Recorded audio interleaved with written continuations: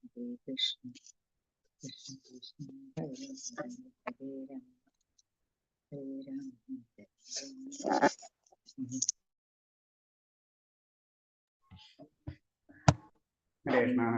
प्रार्थना कर डिस्टर्ब भाई ओम नमो भगवते वासुदेवाय ओम नमो भगवते वासुदेवाय ओम नमो भगवते वासुदेवाय नारायणं नमस्कृत्यं नरं चैव नरोत्तमं देवीं सरस्वतीं व्यासं ततो जयमुदीरयेत् नष्टप्रायेषु भद्रेषु नित्यं भागवत सेवया भागवते उत्तमश्लोके भक्तिर्भवति नष्टगी मूकं करोति वाचालं पङ्गुं लङ्घयते गिरिं यत्कृपतमहं वन्दे परमानन्दमाधवं श्रीगुरुदीनदारिणं श्रीचैतन्यमीश्वरं वज्ञानतिमिरान्धस्य ज्ञानाञ्जलशलाकया चक्षुष्मिलितं येन तस्मै श्रीगुरुवे नमः।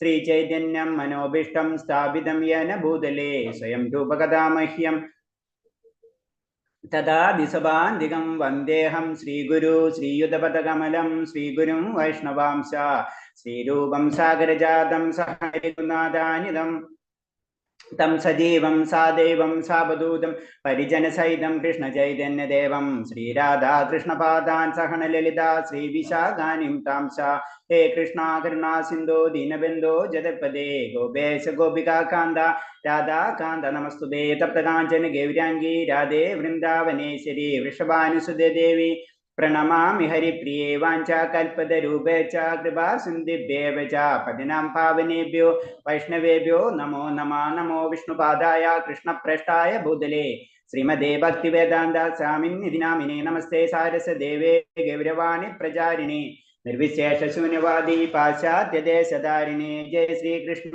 चैतन्य प्रभु नित्यानंद श्री अद्वैत गदाधर श्रीवासादि गौर भक्तवृंद हरे कृष्णा कृष्ण कृष्ण हरे हरे हरे राम राम राम हरे हरे हरे कृष्णा कृष्ण कृष्ण हरे हरे हरे राम राम राम हरे हरे हरे कृष्णा कृष्ण कृष्ण हरे हरे हरे राम राम हरे हरे हरे कृष्ण प्रभुपाद की जय गुरुदेव की जय गौड़ी वैष्णव भक्त की जय हरे कृष्ण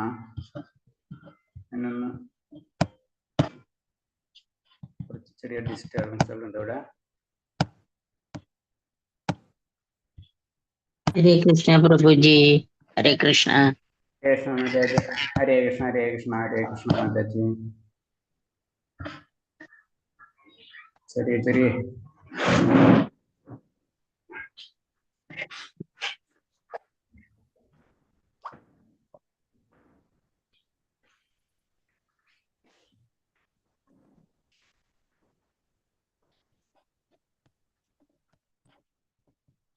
അപ്പൊ പറഞ്ഞു വന്ന പോയിന്റ് വേറൊരു പോയിന്റും കൂടെ എന്ന് പറഞ്ഞാൽ നമ്മളിപ്പോ ഗ്രൂപ്പില് നമ്മളൊരു ആഡ് ഇട്ടിട്ടുണ്ട്. അപ്പൊ അതെല്ലാവരും ഷെയർ ചെയ്യണം. ഷെയർ ചെയ്യാത്തവരുണ്ടെങ്കിൽ ഇമ്മീഡിയറ്റ് ആയിട്ട്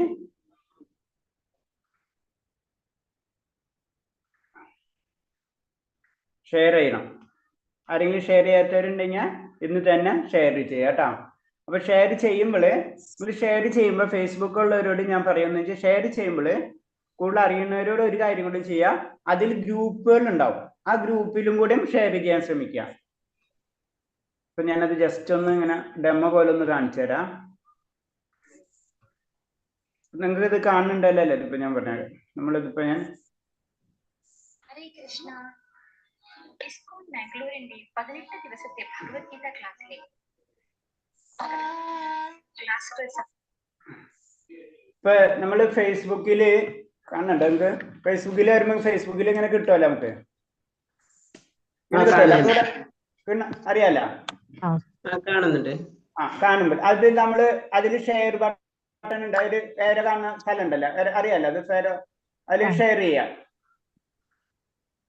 അതിങ്ങനെ ക്ലിക്ക് ചെയ്യുമ്പോൾ താഴത്ത് ഇങ്ങനെ കുറെ ഇത് വരും, കുറെ മെനുകൾ ഇങ്ങനെ താഴത്ത് വരും. വാട്സപ്പ് അത് ഇതെന്നൊക്കെ പറഞ്ഞു. അതില് കുറച്ച് താഴത്തേക്ക് ഇങ്ങനെ നോക്കിക്കഴിഞ്ഞാല് അതിൽ ഗ്രൂപ്പ് എന്ന് പറഞ്ഞത് കാണാം. ഗ്രൂപ്പ് ഇതിലാണ് ഗ്രൂപ്പ്, കണ്ടില്ലേ? ഗ്രൂപ്പ് എന്ന് പറഞ്ഞിട്ടുണ്ട്. ആ ഗ്രൂപ്പ് ടച്ച് ചെയ്യാം. ഗ്രൂപ്പ് ടച്ച് ചെയ്ത് കഴിഞ്ഞാൽ നമ്മൾ ഫേസ്ബുക്കിൽ കൊടുക്കുന്ന എല്ലാ ഗ്രൂപ്പുകളും കാണാൻ പറ്റും. ഇപ്പൊ ഞാനിപ്പോ എന്റെ ഭാഗവതം ഗ്രൂപ്പ്, ശ്രീ കൈലാസം, ശ്രീവായിക്കനാഥ ക്ഷേത്രം, ആറ്റുകാൽ ഭഗവതി ക്ഷേത്രം, ഗുരു ചോറ്റാനിക്കാരമ്മ, അങ്ങനെയൊക്കെ പറഞ്ഞിട്ട് കുറെ ഗ്രൂപ്പുകൾ ഉണ്ടാവും ഫേസ്ബുക്കിൽ. അതിൽ ടച്ച് ചെയ്യാം. അതിലിങ്ങനെ ഒരു സ്ക്വയർ ബോക്സ് കാണാം സൈഡില്. അതിൽ ടച്ച് ചെയ്തിട്ട് ഇങ്ങനെ ടച്ച് ചെയ്യാം. എന്നിട്ട് നെക്സ്റ്റ് അടിച്ചു കഴിഞ്ഞാൽ ആ ഗ്രൂപ്പിലേക്ക്, അപ്പൊ ഒരു ഗ്രൂപ്പിൽ തന്നെ 2000-3000 പേരൊക്കെ ഉണ്ടാവും. അപ്പൊ എന്താണ്, ആ ഗ്രൂപ്പിലുള്ളവർക്കൊക്കെ നമ്മളെ മെസ്സേജ് പോകും. നമ്മൾ ഫേസ്ബുക്കിൽ പല ഗ്രൂപ്പുകൾ ഉണ്ടാവും. അതിൽ നമ്മൾ നോക്കാം. ഇപ്പൊ ഒരു ഇൻട്രസ്റ്റ് ഇല്ലാത്തപ്പോ വല്ല പൊളിറ്റിക്സ് ആയിട്ടുള്ള ഇതിലേക്ക് അയക്കേണ്ട ആവശ്യമില്ല. അല്ലാതെ ഭക്തിപരമായിട്ടുള്ള കുറെ ഗ്രൂപ്പുകൾ ഉണ്ടാവും. ആ ഗ്രൂപ്പിലേക്ക് നമ്മൾ അയച്ചു കൊടുക്കാം. പിന്നെ അതിൽ എന്തെങ്കിലും ഡൗട്ട് ഉണ്ടെങ്കിൽ വേണമെങ്കിൽ ഞാൻ ഒരു വീഡിയോ പോലെ ഉണ്ടാക്കി തരാം. അപ്പൊ അത് അറിയുന്നവർ അത് ചെയ്യാം. അല്ല, അറ്റ്ലീസ്റ്റ് ഒന്നും ചെയ്യാൻ പറ്റില്ലെങ്കിൽ അറ്റ്ലീസ്റ്റ് ഫേസ്ബുക്കിൽ ഷെയർ ചെയ്യാം, ലൈക്ക് അടിക്കുക. ലൈക്ക് നമ്മൾ ചെയ്യണം.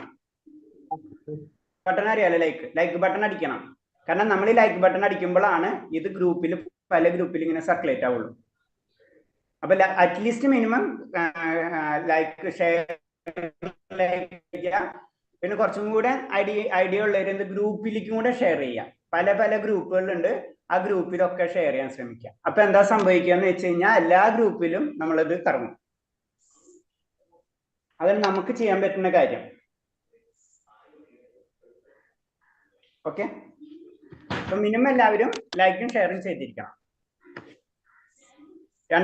കുറച്ചും കൂടെ ഐഡിയ ഉള്ളവര് ഗ്രൂപ്പ് വൈസ് ഷെയർ ചെയ്യുക, വാട്സപ്പിൽ ഷെയർ ചെയ്യുക. ഇത് ചെയ്യണം കേട്ടോ. ഹരേ കൃഷ്ണ. നമുക്ക് അതേ ചെയ്യാൻ പറ്റുള്ളൂ ഭഗവാന് വേണ്ടി. അത്രയെങ്കിലും നമ്മൾ ചെയ്യാം. ഓക്കെ, ഹരേ കൃഷ്ണ പ്രഭുജി. ഹരേ കൃഷ്ണ. ഷെയർ ചെയ്തിട്ടുണ്ടോ?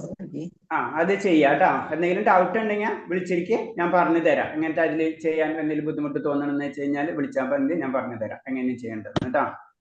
മിനിമം അതിന് ക്ലിക്ക് ചെയ്ത് കഴിഞ്ഞാൽ ഫേസ്ബുക്കിലേക്ക് പോകും. ഫേസ്ബുക്കിൽ ലൈക്കും ഷെയറും ചെയ്യാൻ പറ്റും. നമുക്ക് ആ ഫേസ്ബുക്കിൽ കയറി എടുക്കും, വാട്സപ്പിലും ചെയ്യാൻ പറ്റും. അതിനൊരു പ്രോബ്ലം ഇല്ല, എല്ലാവർക്കും ചെയ്യാൻ പറ്റുന്നതാണ്.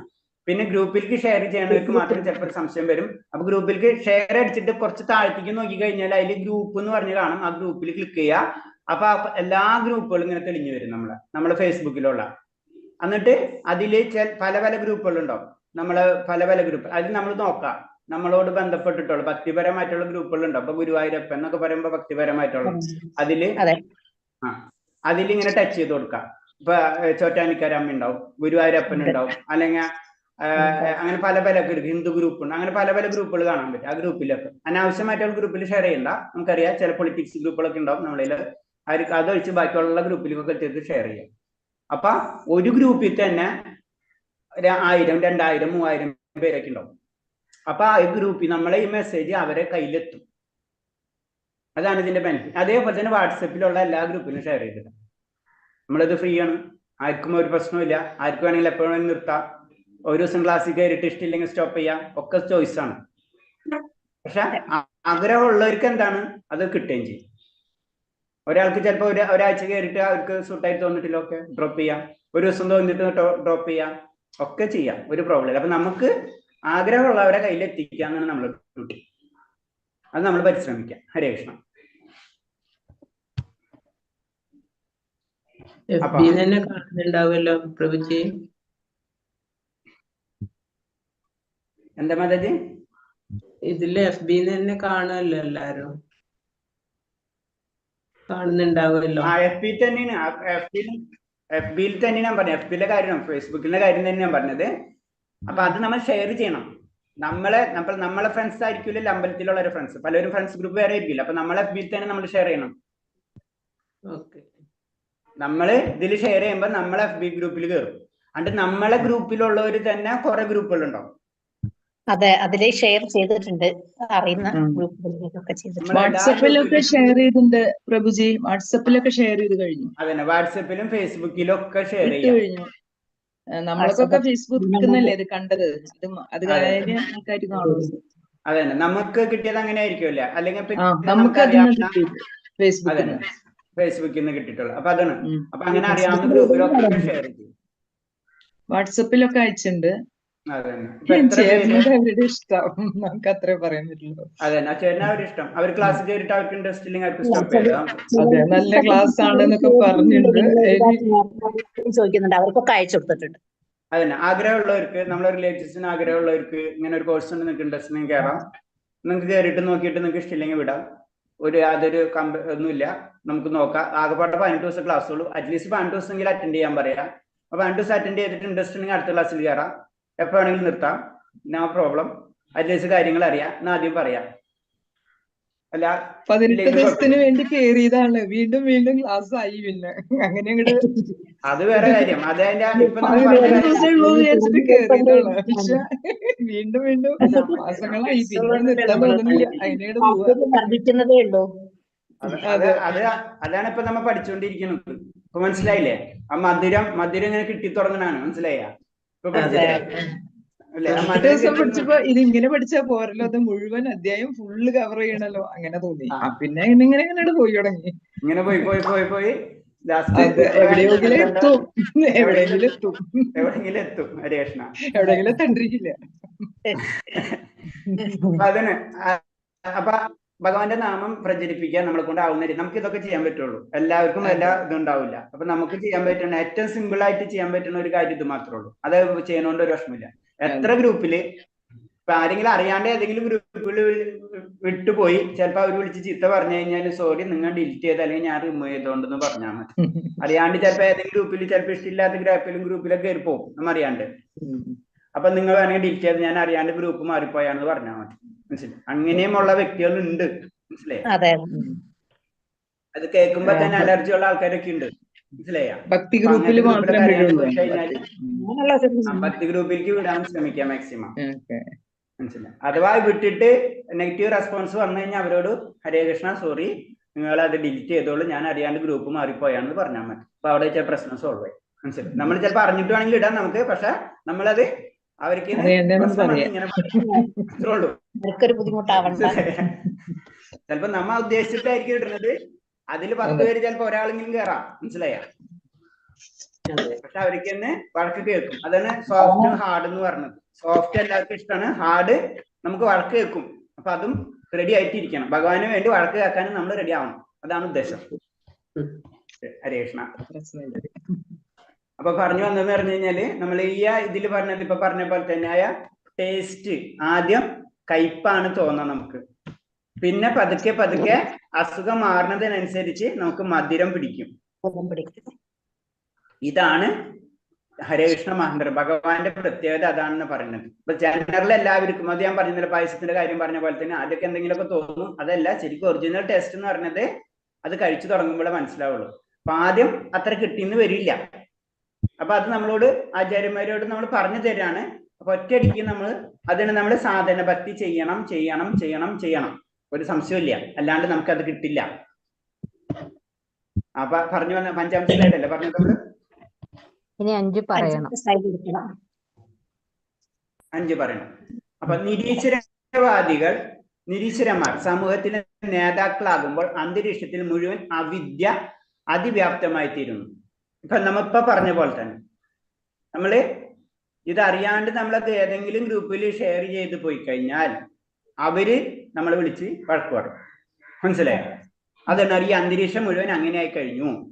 ഈ സാഹചര്യത്തിൽ ആരും കൃഷ്ണബോധത്തിൽ പ്രവേശിക്കാൻ ഉത്സാഹിക്കില്ല. അപ്പൊ ഈ നിരീശ്വരവാദികൾ നയിക്കുന്ന ലോകത്തിലുള്ള വ്യക്തികൾ പെട്ടെന്ന് എന്താണ് ഭഗവാന്റെ ലോകത്തിലേക്ക്, കൃഷ്ണബോധത്തിലേക്ക് കടക്കാൻ ഉത്സാഹിക്കില്ല. അതാണ് കുറച്ച് നമ്മൾ വഴക്ക് കേട്ടാലും നമുക്കൊണ്ട് ചെയ്യാവുന്ന രീതിയിൽ ചെയ്യണമെന്ന് പറയുന്നത്. നമുക്ക് വഴക്ക് കേൾക്കും, അത് നമ്മൾ ഉൾക്കൊണ്ടിട്ട് തന്നെ നമ്മൾ ചെയ്യാം. അതിൽ നിന്ന് ഊരാനുള്ള കാര്യങ്ങൾ മാത്രം നമ്മൾ ചിന്തിക്കാം. ലോകത്തെ ശരിയായ മാർഗത്തിൽ പുനഃസ്ഥാപിക്കാനുള്ള ഒരേ ഒരു പോംവഴി ഹരേ കൃഷ്ണ കൃഷ്ണ കൃഷ്ണ ഹരേ ഹരേ, ഹരേ രാമ രാമ രാമ ഹരേ ഹരേ എന്ന് കൃഷ്ണന്റെ പുണ്യനാമം കീർത്തിക്കുകയാണ്. അപ്പൊ എന്താണ് ഈ ലോകത്തിന്റെ, നമ്മളെ മാത്രമല്ല ഈ ലോകത്തെ തന്നെയാണ് അല്ലെ. നമ്മൾ എന്താണ് ഇപ്പൊ പറഞ്ഞത്? എല്ലാ ഗ്രൂപ്പിലും ഷെയർ ചെയ്യാം. ആഗ്രഹമുള്ളവർ വരട്ടെ, ആഗ്രഹമില്ലാത്തവരും ഒരു വീട്ടിൽ വരുമ്പോ പതുക്കെ ആഗ്രഹം ആയിക്കോളും. അപ്പൊ നമ്മൾ ഈ മന്ത്രം ഇതാണ് ഈ ലോകത്തെ രക്ഷിക്കാനുള്ള ഒരേ ഒരു ഒറ്റമൂല്യം, ഒരേ ഒരു മന്ത്രം എന്ന് പറഞ്ഞത് ഇതാണ് എന്ന് പറഞ്ഞു തരാണ്. ഇതിനപ്പുറത്തുള്ള മന്ത്രങ്ങൾ അത് ചെയ്തോ, അറ്റ്ലീസ്റ്റ് ഇതെങ്കിലും ചെയ്യാം. ഏറ്റവും സിമ്പിൾ ആയിട്ടുള്ള എല്ലാവർക്കും ജപിക്കാൻ പറ്റാവുന്ന മന്ത്രം നമ്മൾ ചെയ്യാം. അവിദ്യ എന്നത് തന്റെ തന്നെ വ്യക്തിത്വത്തെ കുറിച്ച് ധാരണയില്ലാത്തതാണ്. അഹങ്കാരമാണ് അതിന്റെ ആധാരം. അവിദ്യ നമ്മൾ പറഞ്ഞു വിദ്യ നമ്മൾ പഠിച്ച് അവിദ്യ എന്ന് പറഞ്ഞ ഭഗവാനെ പറ്റി അറിവില്ലായ്മ. അത് തന്നെയാണ് നമ്മുടെ പ്രശ്നം. അതാണ് നമ്മുടെ അഹങ്കാരം, മിഥ്യാഹങ്കാരം. മിഥ്യാഹങ്കാരം അഹംഭാവം, ഞാൻ എന്നെ മനസ്സിലാക്കുന്ന അവസ്ഥ. അതിലേക്ക് നമ്മൾ കടക്കണം. അതേവരെ നമ്മൾ മിഥ്യാഹങ്കാരാണ്. നമ്മളെല്ലാന്ന് നമ്മൾ എന്താണെന്ന് നമ്മൾ മനസ്സിലാക്കുന്നില്ല. നമ്മൾ എന്തോ ആണെന്ന് നമ്മൾ ചിന്തിച്ചിരിക്കുന്നു മാത്രമേ ഉള്ളൂ. അതൊരു മിഥ്യാഹങ്കാരം. അത് നമ്മളെ പറ്റി അറിയാത്ത കാര്യം കൊണ്ടാണ്. സത്യമായിട്ട് നമ്മൾ അറിഞ്ഞു കഴിഞ്ഞാൽ നമുക്ക് മിഥ്യാഹങ്കാരം, അഹംഭാവം, ഞാൻ എന്താണെന്നുള്ള ഭാവം എനിക്ക് മനസ്സിലാവും. ശരിയായ രോഗം മനസ്സിലാണ്. മനസ്സ് ശുദ്ധമായ ആ ബോധം ശുദ്ധമായ ഭൗതിക രോഗത്തിൽ അയാൾ ബാധിക്കപ്പെടുകയില്ല. അപ്പൊ നമ്മുടെ മനസ്സിനാണ് രോഗം പിടിക്കുന്നത്. അപ്പൊ എന്താണ്, ആ മനസ്സ് ശുദ്ധമായി കഴിഞ്ഞാൽ നമ്മളെ ഭൗതിക രോഗം പിന്നെ പിടിക്കില്ല. മനസ്സിനെ ശുദ്ധീകരിക്കുകയാണ്. ഇപ്പൊ നമ്മളെ നാമജപം മനസ്സിനെ പരിശുദ്ധീകരിക്കുകയാണ് ചെയ്യുന്നത്. ആത്മാവ് പരിശുദ്ധമാണ്, അതിന് ചുറ്റുമുള്ള മനസ്സാണ് പ്രശ്നം. അപ്പൊ മനസ്സിനെ പരിശുദ്ധീകരിക്കുന്നതോടുകൂടി ആത്മാവിന്റെ വെളിച്ചം പ്രകാശമാനമായി തീരാണ് ചെയ്യുന്നത്. അവബോധം പ്രകാശമാനമായി തീരും, അത് പരിശുദ്ധിയായി തീരാണ്. അപ്പൊ പിന്നെ വേറൊന്നും അതിനെ ബാധിക്കില്ല. അപ്പൊ മനസ്സ് പരിശുദ്ധീകരിക്കേണ്ട മന്ത്രം അത് നമ്മൾ ചെയ്തുകൊണ്ടിരിക്കണം. മനസ്സിനെയാണ് നമ്മൾ പരിശുദ്ധീകരിക്കുന്നത്, ശരീരത്തെ അല്ല. ശരീരം പരിശുദ്ധീകരിച്ചു കഴിഞ്ഞാൽ മനസ്സ് പരിശുദ്ധീകരിക്കാനുള്ള സാധ്യത കൂടും. അല്ലെങ്കിൽ മനസ്സ് പരിശുദ്ധീകരിക്കുന്നതിലൂടെ ശരീരം ഓട്ടോമാറ്റിക്കായിട്ട് പരിശീലനത്തിലേക്ക് കടക്കും. അതാണ് മനസ്സ്. അതിന് ഹരേ കൃഷ്ണ മന്ത്രം നമ്മൾ സ്ഥിരമായിട്ട് ചൊല്ലണം എന്ന് പറഞ്ഞ കാര്യം. അതൊക്കെ ഇപ്പൊ സയൻസ് പ്രൂവ് ചെയ്തിട്ടുണ്ട്. ഞാനത് ഇവിടെ ഇല്ല, അതിന്റെ ഡീറ്റെയിൽസ് അവിടെ ഇരിക്കുന്നത് ഞാൻ കാണിച്ചു തരാം. സയൻസ് നമ്മൾ മന്ത്രങ്ങൾ സ്ഥിരമായിട്ട് ചൊല്ലുന്നവരെ അവരെ ന്യൂറോളജി അവരിത് എടുത്തിട്ട് ന്യൂറോ സയൻസ് ഉണ്ടല്ലോ, അതൊക്കെ വെച്ചിട്ട് അതിന്റെ റിസർച്ചും കാര്യങ്ങളൊക്കെ ഉണ്ട്. അതിന്റെ കുറെ ടെക്നിക്കൽ ആയിട്ടുള്ള കുറെ കാര്യങ്ങളൊക്കെ ഉണ്ട്. അത് വെച്ചിട്ട് അവർ സ്റ്റഡി ചെയ്തിട്ടുള്ള അതിന്റെ റിപ്പോർട്ട്സുകളും കാര്യങ്ങളൊക്കെ ഉണ്ട്. ബാക്കി ഒക്കെ പോട്ടെ. ഭഗവത് നാമ ജപത്തിന് 3 ഘട്ടങ്ങളുണ്ട്. എല്ലാവരും നാമം ജപിക്കുന്നവരാണ്, ഒരു സംശയമില്ല. പക്ഷെ അതിന് 3 ഘട്ടങ്ങൾ ഉണ്ടെന്ന് പറഞ്ഞു. ഒന്നാമത്തത് അപരാധ ഘട്ടം. നമുക്ക് എല്ലാവർക്കും ഉള്ളത് അപരാധം. നമ്മൾ ചെല്ലുമ്പോ തെറ്റുപറ്റിപ്പോവും. ചിലപ്പോ ഹരേ കൃഷ്ണ ഹരേ കൃഷ്ണ കൃഷ്ണ കൃഷ്ണ കുറച്ച് കഴിയുമ്പോൾ ഉറങ്ങിപ്പോവും. ചിലപ്പോ നാമങ്ങൾ മാറിപ്പോവും. ചിലപ്പോ സ്പീഡ് കൂടും, ചിലപ്പോ സ്പീഡ് കുറയും, ചിലപ്പോ വേറെ എന്തെങ്കിലും ചിന്തിക്കും. നാമം ജപിച്ചുകൊണ്ടിരിക്കുകയായിരിക്കും, നമ്മൾ ചെയ്യുമ്പോൾ വേറെ എന്തെങ്കിലും. ഇതൊക്കെ വന്നുകൊണ്ടിരിക്കും. അപ്പൊ നമ്മൾ വിഷമിക്കേണ്ട. ആ ഘട്ടമാണ് അപരാധ ഘട്ടം എന്നൊരു ഘട്ടമുണ്ട്. നമുക്ക് തെറ്റുകളോടുകൂടി നാമം ജപിക്കാം. അപ്പൊ തെറ്റാണല്ലോ എന്ന് വിചാരിച്ച് നാമം ജപിക്കാതിരിക്കരുത്. നമ്മ യന്ത്രത്തെ പോലെ തന്നെ ചെയ്തുകൊണ്ടിരിക്കാം. അതാണ് അതിൽ വേണ്ടത്. അതാണ് ആദ്യത്തെ ഘട്ടം അപരാധ ഘട്ടമായിരിക്കും എന്ന് പറഞ്ഞു. ഈ അപരാധ ഘട്ടമാണ് ഏറ്റവും പ്രശ്നം. ഇതിൽ നിന്നാണ് കടക്കേണ്ടത് നമ്മള്. അപ്പൊ അത് വിഷമിക്കേണ്ട, അത് ഉണ്ടായിരിക്കും. രണ്ടാമത്തെ അപരാധങ്ങൾ ചുരുങ്ങി വരുന്ന ഘട്ടം. അതാണ് സാധാരണ രീതിയിൽ എന്താണ് നമ്മൾക്ക് പിന്നെ കുറച്ചുകൊണ്ടും ചെയ്യുമ്പോൾ നാമം ഹരേ കൃഷ്ണ മഹാമന്ത്രം ചൊല്ലുമ്പോൾ ശുദ്ധത വന്നു തുടങ്ങും. നമ്മൾ കുറച്ചും കൂടെ കോൺസെൻട്രേഷൻ കിട്ടിത്തുടങ്ങും, കുറച്ചും കൂടെ മനഃശാന്തി കിട്ടിത്തുടങ്ങും, കുറച്ചും കൂടെ നമ്മളെ ചിന്ത ഭഗവാന്റെ ആ കാര്യങ്ങളിലേക്ക് പോയി തുടങ്ങും. അതാണ് അപരാധങ്ങൾ ചുരുങ്ങി വരുന്ന ഘട്ടം. മറ്റേത് അപരാധം തന്നെ ആയിരിക്കും. ഇതെപ്പോ തീർന്ന ഹരേ കൃഷ്ണ മന്ത്രം കഴിഞ്ഞ 16 ആയ 8 ആയ 4 ആയെന്ന് ഇങ്ങനെ നോക്കിക്കൊണ്ടിരിക്കുന്നു. മനസ്സിലായോ? അല്ലേ? അതാണ് നമ്മൾ അപരാധ ഘട്ടം എന്ന് പറയുന്നത്. അപ്പൊ ആ ഒരു നിയമം പാലിക്കാന്ന് മാത്രമല്ല നമ്മൾ ഫസ്റ്റ് ലെവലിൽ ചെയ്യുന്നത്. അത് കഴിഞ്ഞ് കുറച്ച് കഴിയുമ്പോൾ നമ്മൾ കഴിയണത് അറിയില്ല. മനസ്സിലായില്ലേ? അങ്ങനത്തെ ഒരു ഘട്ടങ്ങൾ വരും. നമ്മൾ കുറെ കാര്യങ്ങൾ കുറഞ്ഞു തുടങ്ങും നമ്മള്. അതായത് അതിനോട് യന്ത്രം പോലെ അല്ലാണ്ട് നമ്മൾ മനസ്സുകൊണ്ട് ചെയ്യുന്ന രീതിയിലേക്ക് പതുക്കെ കടക്കും. അതാണ് രണ്ടാമത്തെ ഘട്ടം. മൂന്നാമത്തെ ഘട്ടമാണ് അപരാധ നിർമുക്ത ഘട്ടം. ഇവിടെ അപരാധങ്ങൾ വരില്ല. ഇത് പരിപൂർണമായിട്ട് നാമം, അതാണ് നാമജപം എന്ന് പറഞ്ഞത്. ശരിക്കും നാമജപം എന്ന് പറഞ്ഞ അതാണ്. ഇപ്പൊ നമ്മൾ ആദ്യം പറയും നമുക്ക് കിട്ടുന്നില്ല, കോൺസെൻട്രേഷൻ കിട്ടുന്നില്ല, എണ്ണം കിട്ടുന്നില്ല, എണ്ണം തെറ്റും, ഇതൊക്കെ സംഭവിക്കും. അത് വിഷമിക്കണ്ട എന്ന് നമ്മളോട് പറഞ്ഞു തരാണ്. അത് ഉണ്ടായിരിക്കും, കാരണം നമ്മ മനുഷ്യരാണ്. നമ്മൾ ഭൗതിക ലോകത്ത് ജീവിക്കുന്നവരാണ്. നമ്മുടെ ചുറ്റുപാട് എങ്ങനെയാണ്, നമ്മുടെ ലോകം എങ്ങനെയാണ്, അല്ലേ? അപ്പൊ ഇതൊക്കെ സംഭവിച്ചിരിക്കും. ഇത് ആചാര്യന്മാർക്ക് അറിയാം. അപ്പൊ അതിനനുസരിച്ചാണ് അവർ സിലബസ് തയ്യാറാക്കി തന്നിട്ടുള്ളത്. രണ്ടാമത്തെ എന്താ പറഞ്ഞേ? 10 തരം നാമാപരാധങ്ങൾ. എന്താ രണ്ടാമത്തെ ഏതാ പറഞ്ഞ? അപരാധങ്ങൾ ചുരുങ്ങി നാമഭാസം, ഹൃദയം ആത്മീയ സമാധാനം, അതായത് ചുരുങ്ങി വരുന്നത്, ചുരുക്കം. കുറച്ച് അപരാധങ്ങൾ കുറഞ്ഞു വരുന്നു. കുറഞ്ഞ അപരാധങ്ങൾ കുറഞ്ഞു വരുന്ന ഘട്ടം. ആദ്യത്തേനേക്കാളും ബെറ്റർ, ആദ്യത്തേനേക്കാളും ബെറ്റർ നമ്മളെ മനസ്സുകൊണ്ട് നമ്മൾ തയ്യാറെടുക്കും. ഇതിപ്പോ ആദ്യത്തെ ലെവൽ എന്ന് പറഞ്ഞു കഴിഞ്ഞാൽ ചെയ്തോക്കാം, എന്താ വ്യത്യാസം വരും, അതാണ് അപരാധ ഘട്ടം എന്ന് പറയുന്നത്. ആദ്യം അങ്ങനെയായിരുന്നു തോന്നിയിരുന്നത്. എന്തായാലും ഒന്ന് ട്രയൽ ചെയ്ത് നോക്കാം. നമുക്കിപ്പോ 5 മിനിറ്റ് അല്ലേ എന്നുള്ള രീതിയിൽ നമ്മൾ ചെയ്തു തുടങ്ങും. അതെ, രണ്ടാമത് നമുക്ക് ഇങ്ങനെ തീരാറായോ എന്നൊക്കെ തോന്നും. പക്ഷെ ചെല്ലണ്ട മുഴുവൻ ചെയ്തു. ഇപ്പൊ അങ്ങനെയല്ലേ. അപ്പൊ എന്ത് ചെയ്യുമ്പോ കൃഷ്ണനാമം അങ്ങനെ ചരിച്ചുകൊണ്ട് ചെയ്യും.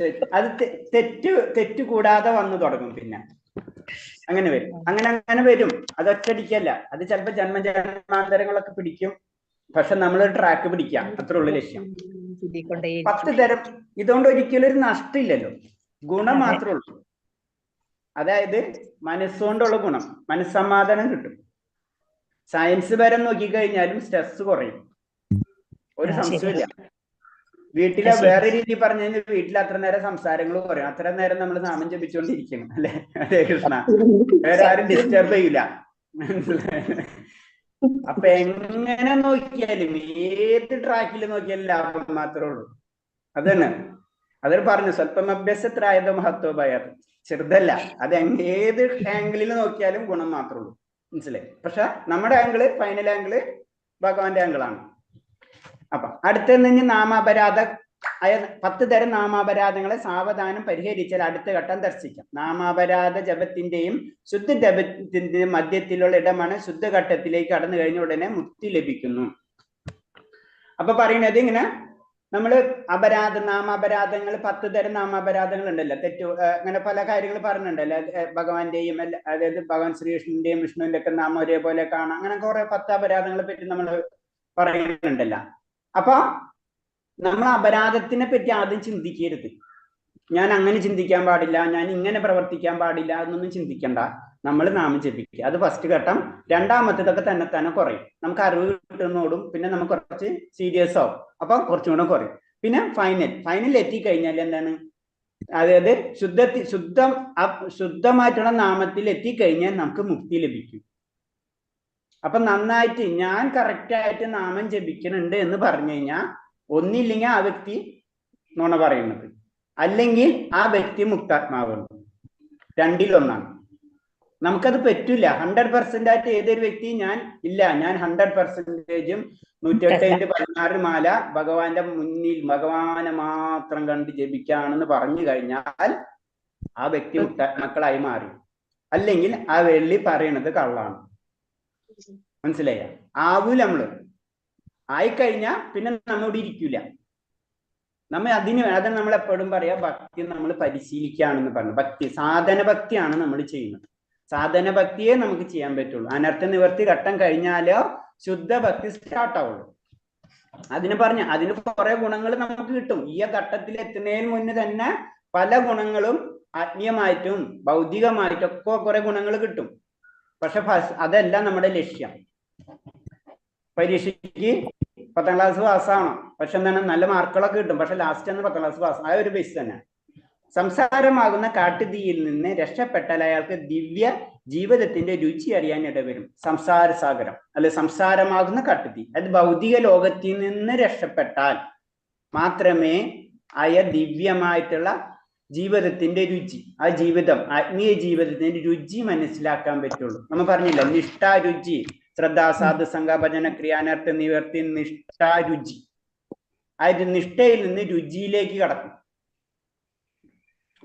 ഇതൊക്കെ ഈ ഘട്ടം കഴിഞ്ഞു പോകണം. നമ്മൾ ഇങ്ങനെ പല ഘട്ടങ്ങളിൽ കൂടെ കടന്നു പോവാണ് നമ്മൾ. ജപം മൂലം ശ്രദ്ധ വർദ്ധിച്ച അയാൾക്ക് കൃഷ്ണബോധ സമിതിയിൽ അംഗങ്ങളാക്കാം. അപ്പൊ പിന്നെ അടുത്ത പോയിന്റുകൾ പറഞ്ഞു തരാണ്.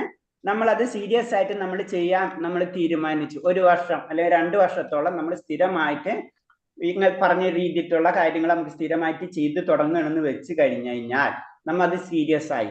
അപ്പോൾ വേണമെന്ന് വെച്ച് കഴിഞ്ഞാൽ നമ്മൾ എന്താണ് കൃഷ്ണാവബോധത്തിലേക്ക് നമുക്ക് അംഗങ്ങളായ നമ്മുടെ ജീവിതത്തിലേക്ക് നമ്മൾ അത് എടുക്കാണ് എന്ന് നമ്മൾ ഉറപ്പിക്കുന്ന ഒരു സമയം ഉണ്ടായി കഴിഞ്ഞാൽ നമ്മൾ മനസ്സുകൊണ്ടും ശരീരം കൊണ്ടും എല്ലാം കൊണ്ടും നമ്മൾ ഉറപ്പിച്ചു കഴിഞ്ഞാൽ നമ്മൾ അടുത്ത സെക്ഷനിലേക്ക് കടക്കാം. അതാണ് അവിടെ ഒരു അംഗമായിട്ട് തീരാം. ചിലപ്പോൾ അനുകരണക്കാർ ക്രമത്തിൽ കൃഷ്ണബോധ തൽപ്പന്നായിത്തീർന്ന ആചാര്യന് ദീക്ഷ നേടാൻ മുന്നോട്ട് വരാറുണ്ട്. ആത്മാർത്ഥമുള്ളവന് ദീക്ഷ നൽകാറുണ്ട്. അപ്പൊ എന്താണ് നമ്മളെന്താണ് ഒരു നമ്മുടെ ശിഷ്യഗുരു അല്ലെങ്കിൽ ഗുരുക്കന്മാര് പറഞ്ഞതനുസരിച്ച് നമ്മൾ ഇങ്ങനെ ചെയ്തു പോകണം. നാമം ജപിച്ചോണ്, നിയമങ്ങൾ പാലിക്കണ, ഭഗവാനെ പറ്റിയിട്ടുള്ള പ്രാർത്ഥനകൾ കാര്യങ്ങൾ ഇങ്ങനെ ചെയ്തുകൊണ്ടിരിക്കണം. അത് ജീവിതത്തിന്റെ ഒരു പാർട്ടായിട്ട് മാറ്റണം. നമ്മൾ ദിവസം കുളിക്കണ പോലെ അല്ലെ, കുളിക്കാത്തവരും ജീവിക്കുന്നുണ്ട് അല്ലെ, കുളിക്കാത്തവർ ജീവിക്കും, ഒരു കുഴപ്പമില്ല. കുളിക്കാത്ത അവരെന്താ അവർ ജീവിക്കുന്നില്ലെന്ന് ചോദിക്കും. കുളിക്കാത്തവർ ചോദിച്ചാൽ നമ്മൾ ജീവിക്കുന്നുണ്ടല്ലോ, ഓക്കെ കുളിക്കാത്തവരും ജീവിക്കാം, നമ്മൾ കുളിച്ച് ജീവിക്കുന്നവരുണ്ട്. അപ്പൊ അതേപോലെ തന്നെ ഇത് ജീവിതത്തിന്റെ ഒരു പാർട്ടായിട്ട് പോയി കഴിഞ്ഞാൽ വേറൊന്നിനും ഇതൊരു പ്രശ്നമില്ല. നമ്മള് നല്ലൊരു കാര്യം നമ്മുടെ ജീവിതത്തിലേക്ക് കൊണ്ടുവരണം. ഡെയിലി നമ്മൾ ബ്രഷ് ചെയ്യും അല്ലെ, ബ്രഷ് ചെയ്യാത്തവർക്കും വല്ല കുഴപ്പമുണ്ടാവും? ഉണ്ടാവില്ല. എന്ന് പറഞ്ഞാൽ നമ്മൾ അതേപോലെ തന്നെ ഇത് നമ്മുടെ ജീവിതത്തിൽ കുറച്ച് സമയം ഭഗവാന് വേണ്ടി മാറ്റി വയ്ക്കുന്നു മാത്രമേ. അങ്ങനെ കൊണ്ടുപോയി അങ്ങനെ സ്ഥിരമായിട്ട് നമ്മൾ കൊണ്ടുപോയി കഴിഞ്ഞാൽ ആഗ്രഹമുണ്ടെങ്കിൽ അടുത്ത സെക്ഷനായ ദീക്ഷാ ചടങ്ങിലേക്ക് കടക്കാം. സീരിയസ് ആവാം, അത്രയുള്ള അതിന്റെ ഉദ്ദേശം. അതിന് ദീക്ഷ കിട്ടിക്കഴിഞ്ഞാൽ, അതായത് സിസ്റ്റത്തിലേക്ക് നമ്മൾ കടന്നു കഴിഞ്ഞാൽ, ഒരു അഡ്മിഷൻ എടുത്തു കഴിഞ്ഞാൽ അവിടുത്തെ റൂൾസ് പാലിക്കണം. അപ്പൊ അതിന് മിനിമം റൂൾ എന്ന് അതേപോലെ തന്നെ 16 തവണ നമ്മൾ ഭഗവാന്റെ നാമം ജപിക്കണം. 16 × 108 തവണ ഭഗവാന്റെ നാമം ജപിച്ചിരിക്കണം. 2 നമ്മൾ 4 യമ നിയമങ്ങൾ പാലിച്ചിരിക്കണം. അതാണ് മിനിമം. ഇത്തരം നമ്മൾ ചെയ്യാം. അത് നമ്മുടെ ജീവിതത്തിന്റെ പാർട്ടാണ്. ഭഗവാന്റെ പൂജകൾ നമ്മൾ ചെയ്യും എന്നുള്ള മനസ്സിൽ നമ്മൾ ഉറപ്പിച്ചു കഴിഞ്ഞാൽ നമ്മൾ ദീക്ഷാ ചടങ്ങിലേക്ക് നമുക്ക് കിടക്കാം. ഇതൊക്കെ നമ്മൾ വിചാരിച്ച പോലെയല്ല, ഇതിനൊക്കെ ഭഗവാന്റെ കണക്ഷനാണ്. അത് വേറെ സംഗതി. അപ്പൊ ഇങ്ങനെ 4 യമനങ്ങൾ നമുക്കറിയാം. എന്താണ്? അവഹിത ലൈംഗിക ബന്ധം, മദ്യവർജനം, മാംസഭോജനം, ചുതുകളി, ഇതൊക്കെ ഇങ്ങനത്തെ കാര്യങ്ങൾ കടന്നു കഴിഞ്ഞാൽ നമ്മൾ അടുത്ത സ്റ്റെപ്പിലേക്ക് കടന്നു. കൃഷ്ണബോധമായി ഗാഠമായി ബന്ധമുണ്ടാകുമ്പോൾ അനർത്ഥങ്ങൾ വിട്ടൊഴിഞ്ഞു പോകുന്നു. ഭഗവാനായിട്ട് അത്രയും അത്യാസക്തി, ഭയങ്കര ആഗ്രഹം ഭഗവാനിലേക്ക് വരുമ്പോൾ ഈ തെറ്റുകളൊക്കെ തന്നെത്താൻ പോയിക്കോളും. അതിനുവേണ്ടി നമ്മൾ വലിയ വലിയ ട്രെയിനിങ് ഒന്നും എടുക്കേണ്ട ആവശ്യമില്ല. കണ്ണടച്ചിരിക്കണം, വേറൊന്നും ചിന്തിക്കാൻ പാടില്ല, അങ്ങനൊന്നും നമ്മൾ വലിയ ട്രെയിനിങ് ഒന്നും ചെയ്യണ്ട. നമുക്ക് എന്താണ് ഭഗവാനെ സേവിക്കാൻ അല്ലെങ്കിൽ ഭഗവാനിൽ ഭക്തനാവാനുള്ള ഒരു ആഗ്രഹം നമ്മളിൽ വരുമ്പോൾ തന്നെത്താൻ ഇതൊക്കെ മാറിപ്പോയിക്കൊള്ളും. തെറ്റുകൾ മാറും. അനർത്ഥങ്ങളിൽ നിവർത്തി ലഭിച്ച ഒരാൾക്ക് കൃഷ്ണബോധത്തിൽ പ്രവർത്തനങ്ങൾ ഉറച്ചു. അപ്പൊ എന്താണ്? തെറ്റുകളിൽ നിന്ന് ശരിയിലേക്ക് കടന്നു കഴിഞ്ഞാൽ അതിന്റെ അർത്ഥം നമ്മ കൃഷ്ണബോധത്തിലേക്ക് കടന്നു എന്നാണ് അതിന്റെ അർത്ഥം. അനർത്ഥ നിവൃത്തിയായ ഒരാൾക്ക് ഭക്തി സേവനത്തിൽ നിന്ന്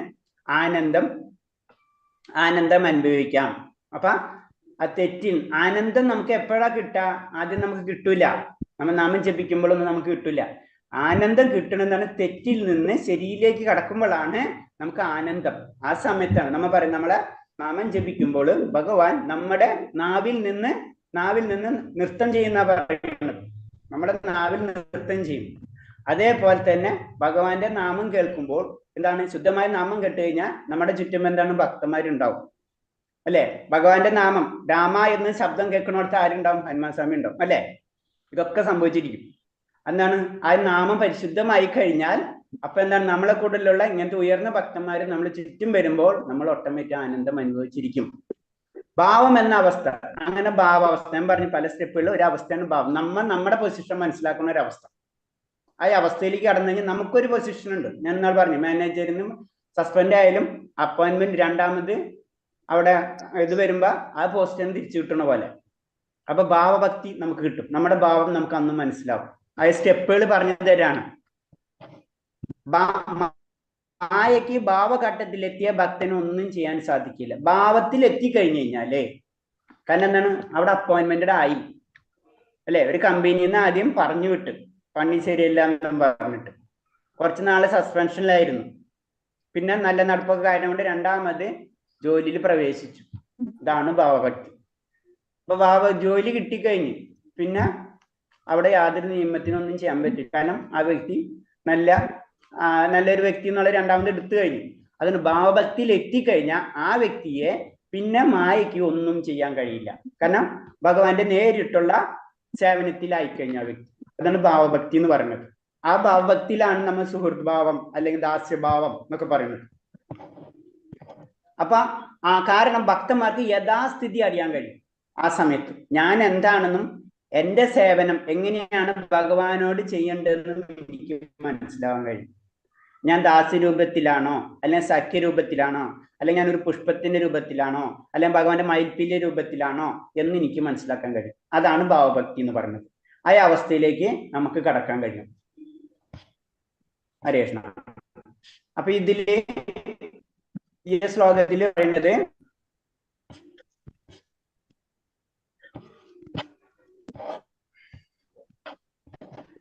ഭഗവാന്റെ അത് കാര്യങ്ങള് ആദ്യം ജനറൽ ആയിട്ട് ഒരു കാര്യം പറയുന്നതാണ്. ആദ്യം നമുക്ക് അതിനോട് വലിയ ഇൻട്രസ്റ്റ് ഉണ്ടാവില്ല. ഒപ്പമായിട്ട് പറഞ്ഞു തരാം.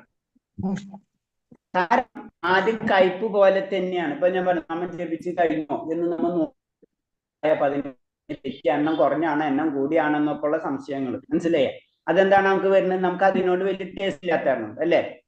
അപ്പൊ അതിനോടാണ് പറഞ്ഞത് കൽക്കണ്ട രുചിയുള്ള. പക്ഷെ എന്താണ് അസുഖമുള്ള ഒരു വ്യക്തിക്ക്, അതിന് പറഞ്ഞ മഞ്ഞപ്പിത്തം അങ്ങനത്തെ ഉള്ള വ്യക്തിക്ക് കൽക്കണ്ട രുചിച്ചു കഴിഞ്ഞാല് മധുരം തോന്നില്ല.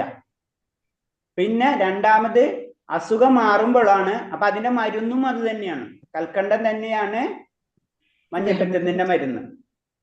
അസുഖം മാറുന്നതോടുകൂടി ഈ കയ്പ് തോന്നിയ കൽക്കണ്ടത്തിന് മധുരം തോന്നും.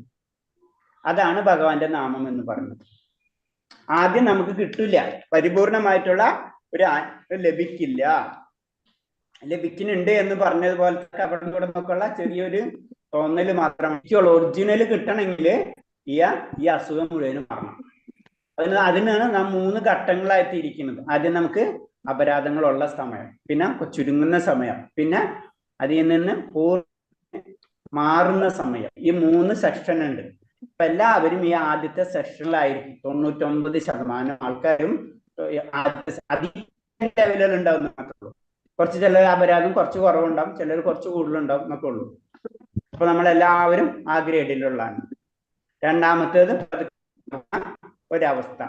അപ്പൊ നമ്മൾ പറഞ്ഞു വരുന്നത് ഇത്രയാണ്. അങ്ങനെ നമ്മൾ ഉയർന്നു വരുമ്പോൾ നമ്മൾ ചിന്തിക്കുകയാണ്, ഇത് പതുക്കെ നമ്മൾ അതിന്റെ ആഗ്രഹം കൂടുമ്പോൾ നമ്മൾ അത് കുറച്ചും കൂടെ സീരിയസ് ആയിട്ട് എടുക്കുകയാണെങ്കിൽ, 2 വർഷമായിട്ട് പ്രാക്ടീസ് ചെയ്യുമ്പോൾ നമുക്ക് തോന്നാം, നമുക്ക് അതിനോട്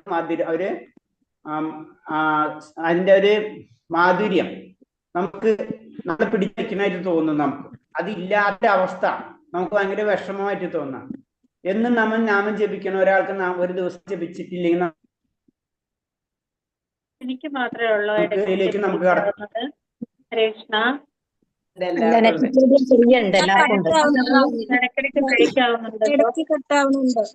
എല്ലാവർക്കും ഉണ്ട് ചെറിയ എന്തോ പ്രോബ്ലം ഉണ്ട്. ഞാൻ നാട്ടിലെ സിഗ്നലിന്റെ കുറച്ച് ഇഷ്യൂ ഉണ്ട് ഇവിടെ, അത് കാരണം കൊണ്ടാണ്. ഇതുണ്ടെങ്കിൽ ഞാൻ വീഡിയോ ഓഫ് ചെയ്യാം. അതാണ്, അതല്ലെങ്കിൽ പറ്റൂല.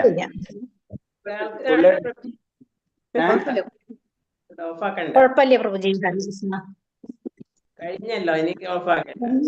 ഞങ്ങളുടെ വീഡിയോ ഓഫ് ആക്കി നോക്കാൻ പ്രഭു, അപ്പൊ ചിലപ്പോ ശരിയാവുമായിരിക്കും. എന്താ ഞങ്ങളുടെ എല്ലാം വീഡിയോ ഓഫ് ആക്കിയാലോ?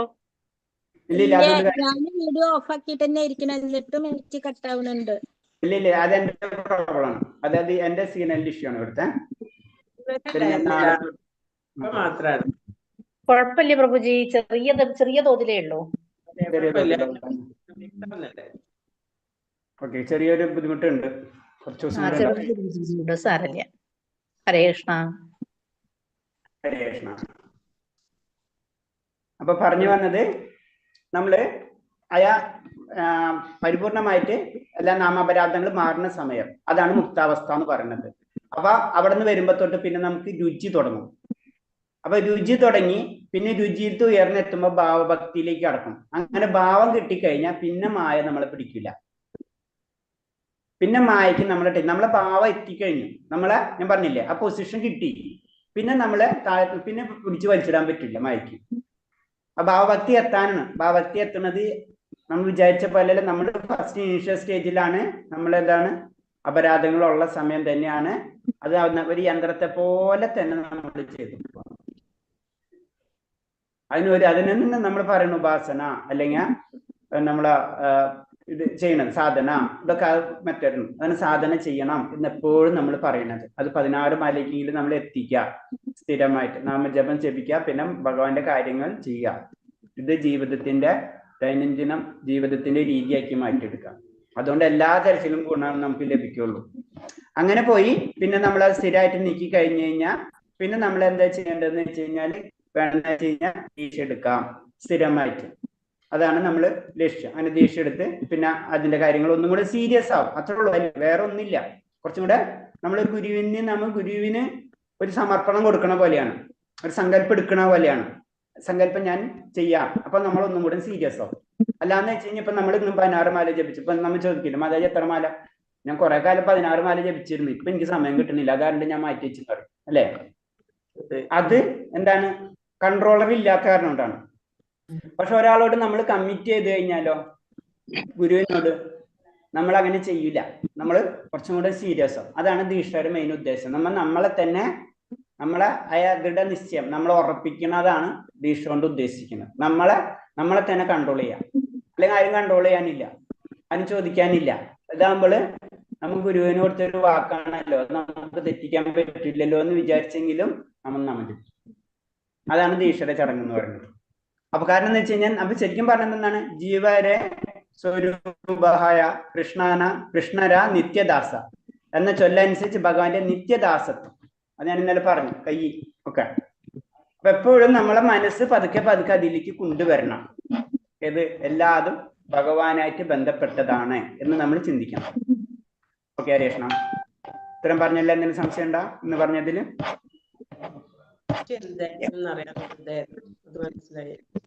എന്താ മാതാജി ദീക്ഷ എന്ന് പറഞ്ഞാൽ എന്താണെന്നുള്ളത് മനസ്സിലായി.